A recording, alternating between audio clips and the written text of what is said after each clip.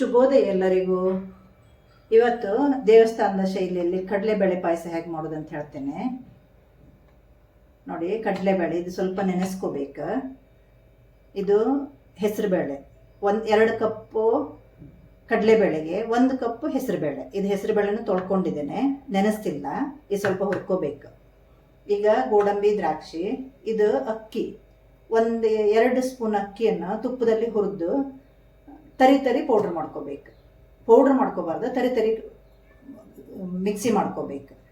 1 ತೆಂಗಿನಕಾಯಿ, ಇದನ್ನು ತುರಿದು ಹಾಲು ತಗೋಬೇಕು. ಆಮೇಲೆ ತೋರಿಸ್ತೇನೆ ಅದು. ಬೆಲ್ಲ, ಯಾಲಕ್ಕಿ, ಲವಂಗ. ಈಗ ನೋಡಿ, ಪ್ಯಾನಲ್ಲಿ ತುಪ್ಪ ಹಾಕಿದ್ದೇನೆ 2 ಸ್ಪೂನು. ಇದಕ್ಕೆ ಗೋಡಂಬಿ ಹಾಕುವ. ಗೋಡಂಬಿ, ದ್ರಾಕ್ಷಿ ಸ್ವಲ್ಪ ಹುರ್ಕೊಂಡು ತಗೊಂಡ್ಬಿಡು.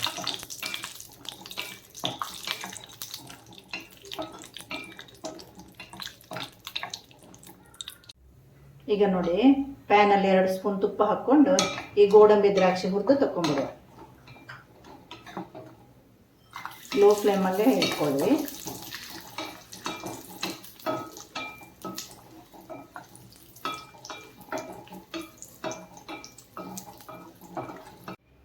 ಈಗ ಅದೇ ತುಪ್ಪಕ್ಕೆ ಈ ತೊಳೆದಿಟ್ಕೊಂಡು ಹೆಸರು ಬೇಳೆನೂ ಹಾಕೊಳ್ಳುವ. ಈ ಹೆಸರು ಬೇಳೆ ಹಾಕ್ಕೊಂಡು ತುಂಬ ಹುರಿಯೋದು, ಒಂಚೂರು ಹಸಿಗೂ ವಾಸನೆ ಹೋಗುವಷ್ಟೇ.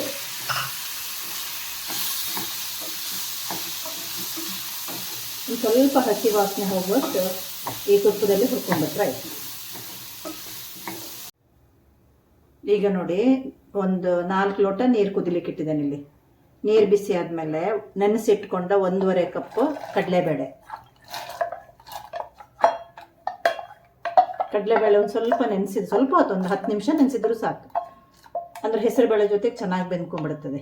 ಇಲ್ಲದ್ರೆ ಸ್ವಲ್ಪ ಗಟ್ಟಿ ಇರ್ತದೆ ಅದಕ್ಕೆ. ಈಗ ಒಂದು 5 ನಿಮಿಷ ಹುರ್ಕೊಂಡ ಹೆಸರುಬೇಳೆ ಅದನ್ನು ಇದಕ್ಕೆ ಹಾಕೊಂಡ್ಬಿಡೋಣ.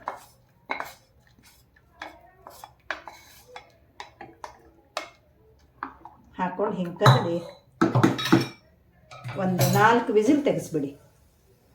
4 ವಿಸಿಲ್ ತೆಗೆಸಿ, ಆಮೇಲೆ ಮತ್ತೆ ಮುಂದಿನ ಪ್ರೊಸೆಸ್ ಇರುತ್ತೆ ನೋಡಿ. ಈಗ ಆಗಿದೆ, 4 ಸಿಟಿ ಆಗಿದೆ ನೋಡಿ. ಚೆನ್ನಾಗಿ ಬೆಂದಿದೆ ನೋಡಿ. ಇದು ಹೆಸರುಬೇಳೆ ಅಂತೂ ಪೂರ್ತಿ ಕರಗಿದೆ ನೋಡಿ. ಕಡಲೆಬೇಳೆ ಹಿಂಗೆ ಬೆಂದಿದೆ ಇಲ್ಲಿ ನೋಡಿ. ಇಷ್ಟ ಆಗಬೇಕು. ಇದಾಗಿದೆ. ಈಗ ಇಲ್ಲಿ ನೋಡಿ, ಇಲ್ಲಿ 1 ತೆಂಗಿನಕಾಯಿ ತುರಿದು ಅದನ್ನು ಕಡ್ದು ದಪ್ಪ ಹಾಲು ತಗೊಂಡಿದ್ದೇನೆ. ಈಗ ನಿಮ್ಗೆ ಹೇಗೆ ತೆಗಿಯೋದಂತ ಹೇಳಲಿಕ್ಕೆ ಇದು ತೆಗೆದು ತೋರಿಸಿದ್ದು ನೋಡಿ. ಇದು ನೀರು ಹಾಲು, ಇದು ನೀರು ಹಾಲು, ಇದು ದಪ್ಪ ಹಾಲು. ಇದು ಆಮೇಲೆ ಹಾಕಲಿಕ್ಕೆ.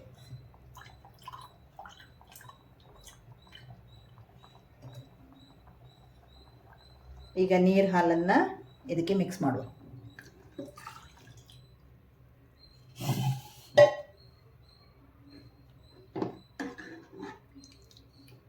ಗ್ಯಾಸ್ ಸ್ವಲ್ಪ ಜೋರಿಟ್ಟುಕೊಳ್ಳಿ.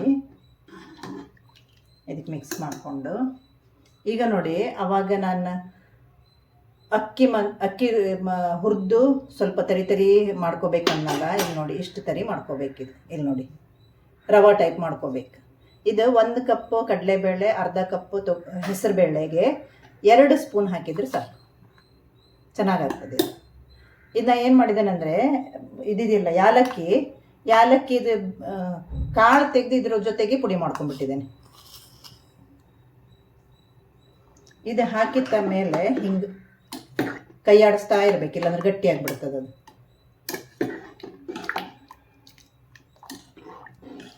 ಜೋರಿಟ್ಕೊಂಡೇ ಕೈ ಆಡಿಸ್ತೀರಿ.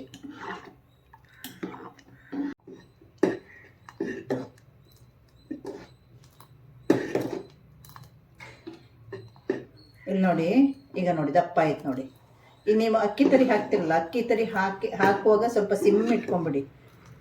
ಸಿಮ್ ಇಟ್ಕೊಂಡು ಹಿಂಗೆ ಬೇಗ ಕೈ ಆಡಿಸ್ಬೇಕು, ಇಲ್ಲಾಂದ್ರೆ ಗಟ್ಟಿ ಆಗಿಬಿಡ್ತದೆ, ಗಂಟು ಆಗ್ತದೆ. ಆಮೇಲೆ ಒಂದು 2 ನಿಮಿಷ ಚೆನ್ನಾಗಿ ಕೈ ಆಡಿಸಿದ್ಮೇಲೆ ಜೋರಿಟ್ಕೊಂಬಿಡಿ. ಇಲ್ಲಿ ನೋಡಿ ದಪ್ಪ ಆಗಿದೆ ನೋಡಿ. ಹೌದಾ, ಇಷ್ಟು ದಪ್ಪ ಆಗ್ತದೆ. ಈಗ ಬೆಲ್ಲ ಹಾಕೊಂಡ್ಬಿಡುವ. 1 ಕಪ್ ಕಡಲೆಬೇಳೆ ಅಂದರೆ 1 ಕಪ್ ಬೆಲ್ಲ ಹಾಕೊಂಬಿಡಿ. ಮತ್ತು ಜಾಸ್ತಿ ಬೇಕಂದ್ರೆ ಜಾಸ್ತಿ ಹಾಕೋಬೋದು, ಹೆಚ್ಚು ಕಡಿಮೆ ಮಾಡ್ಕೋಬೋದು.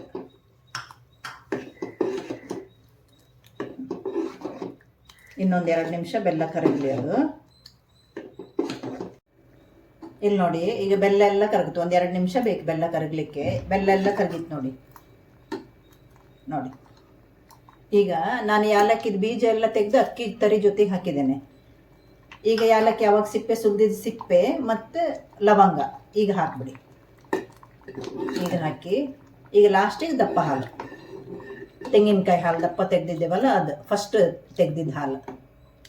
ಇದು ನೀವು ತೆಂಗಿನಕಾಯಿ ಹಾಲೇ ಹಾಕಬೇಕಂತೇನಿಲ್ಲ, ಹಾಲು ಹಾಕಿ ಮಾಡ್ಬೋದು. ಆದರೆ ಆ ಟೇಸ್ಟ್ ಬೇರೆ, ಈ ಟೇಸ್ಟ್ ಬೇರೆ. ಈ ನಮ್ಮ ಉಡುಪಿ ಮಂಗಳೂರು ಕಡೆ ಎಲ್ಲ ದೇವಸ್ಥಾನದಲ್ಲೆಲ್ಲ ಹೀಗೆ ಮಾಡ್ತಾರೆ, ತೆಂಗಿನಕಾಯಿ ಹಾಲು ಹಾಕಿ. ನಿಮಗೆ ಬೇಡಪ್ಪ ಅಂದ್ರೆ ಹಾಲು ಹಾಕ್ಕೊಂಡು ಮಾಡ್ಬೋದು, ಅದು ಈಸಿನೇ. ಟೇಸ್ಟ್ ಮಾತ್ರ ಬೇರೆ ಬೇರೆ ಇರ್ತದೆ. ತೆಂಗಿನಕಾಯಿ ಹಾಲಿದೆ ಟೇಸ್ಟ್ ಬೇರೆ, ಹಾಲಿದೆ ಟೇಸ್ಟ್ ಬೇರೆ. ಇಲ್ಲಿ ನೋಡಿ, ಇದು ಒಂದೇ ಕುದಿ ಬಂದರೆ ಸಾಕು. ಒಂದು ಕುದಿ ಬಂದ ತಕ್ಷಣ ಬಂದ್ ಮಾಡಿ ಬಿಡಬೇಕು. ಈಗ ಕುದಿ ಬರ್ತಾ ಇದೆ ನೋಡಿ. ಈಗ ಗೋಡಂಬಿ ದ್ರಾಕ್ಷಿ ಹುರಿದಿಟ್ಟಿದ್ದು ಹಾಕ್ಬಿಡೋಣ.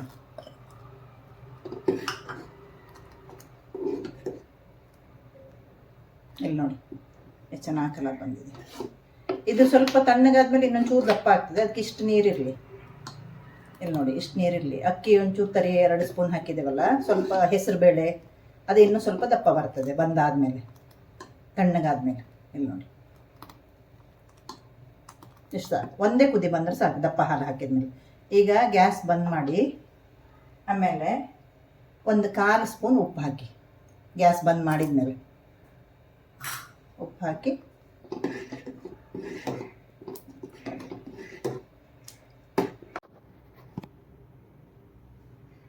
ಇಲ್ಲಿ ನೋಡಿ ಪಾಯಸ ರೆಡಿ ಆಯಿತು. ಇದಕ್ಕೆ ನಾವು ಎಕ್ಸ್ಟ್ರಾ ನೀರೇನು ಹಾಕೋದು ಬೇಡ. ಬೇಳೆ ಕುದಿಸುವಾಗ ಸ್ವಲ್ಪ ನೀರು ಹಾಕಿರ್ತೇವೆ, ಒಂದು 4 ಲೋಟ. ಆಮೇಲೆ ದಪ್ಪದ ಹಾಲು, ನೀರು ಹಾಲು 2 ಹಾಕಿರ್ತೇವಲ್ಲ, ಎಕ್ಸ್ಟ್ರಾ ನೀರು ಯೂಸ್ ಮಾಡೋದು ಬೇಡ. ಇಲ್ಲಿ ನೋಡಿ ಈಗ ದಪ್ಪ ಆಯ್ತಲ್ಲ, ಒಂದು 10 ನಿಮಿಷ ಆಯ್ತು ನೋಡಿ, ದಪ್ಪ ಆಗಿಬಿಟ್ಟಿದೆ.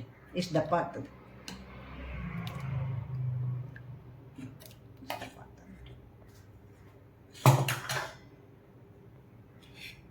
ಈಗ ನೋಡಿ, ಬಿಸಿ ಬಿಸಿಯಾದ ಕಡಲೆಬೇಳೆ ಪಾಯಸ ರೆಡಿ. Thank you.